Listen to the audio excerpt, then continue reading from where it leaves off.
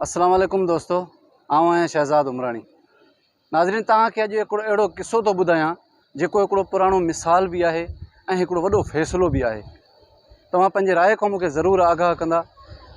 किस्सो हीउ आहे त हिकिड़ो बादशाह पंहिंजे इलाइक़े में घुमणु वियो। उते हिकिड़े माण्हूअ खे ॾिठईं त जेको माना गॾह ते मिटी खणे पियो, जंहिंखे खोड़ सारा गॾह हुया। गॾहनि जो हिकिड़ो वॾो टोलो हुयो जंहिंजे कुल्हे ते उहो मिटी रखी ऐं उन्हनि खे हकले पियो त उहो सभु हिकिड़ी लेन सां हलनि पिया। बादशाह ॾिसी ॾाढो हैरान थी वियो। उन सोचियो त हीअ गॾहनि खे बेज़बान जानवरनि खे कीअं थो लेन में कंट्रोल करे। उहे पंहिंजी लेन बि नथा भञनि ऐं उहे हिन जे चवण ते ॾाढो सिधो था हलनि। उन वज़ीर खे चयो त हिनखे सॾु करे अचु, गॾहनि जे मालिक खे सॾु करे अचु। उनखे सॾु करे आयो ऐं उन खां पुछा कई त तूं गॾहनि खे बेज़बान जानवरनि खे हिकिड़ी लेन में सिधो करे कीअं थो हलाएं, इन जी असांखे तजवीज़ ॾे। उन गॾहनि जे मालिक चयो त मां हिननि खे अहिड़ो हिकिड़ो सुधारो ॾेई छॾियो आहे, जेको बि पंहिंजी लेन टोड़ींदो मां उनखे सज़ा ॾींदो आहियां। त पोइ उन बादशाह हिन खे ऑफर कई त छा तूं असांजे हिन मुल्क जे माण्हुनि खे सुधारे सघीं थो। उन हामी भरी, चए थो त मां ईअं करे सघां थो।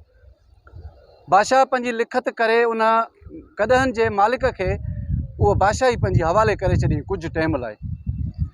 जॾहिं उनखे पंहिंजी सीट मिली पहिरें ॾींहुं उन वटि हिकिड़ो फ़ैसिलो चोरीअ जो आयो। चोरीअ जो जॾहिं फ़ैसिलो आयो त हिन फ़ैसिलो ॿुधाईंदे चयो त चोर जी सज़ा इहा आहे त उनजो हथु हिकिड़ो कटियो वञे। त जलाद खे घुरायो वियो त हिन चोर जो हथु कट।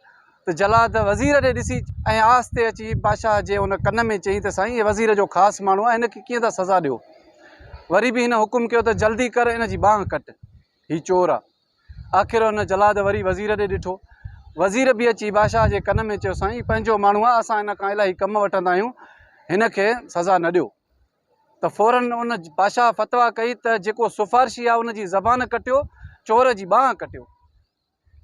नाज़रीन, तारीख़ गवाह आहे त ॿुधाइनि था त उन बादशाहीअ में कॾहिं बि को गुनाह न थियो, का चोरी न थी। जॾहिं उन माण्हूअ सां बेज़बान जानवर बि सिधा हली सघनि था त इंसान त पोइ बि समझदार आहिनि, पंहिंजे नफ़े नुक़सान खे बहितर सम्झनि था।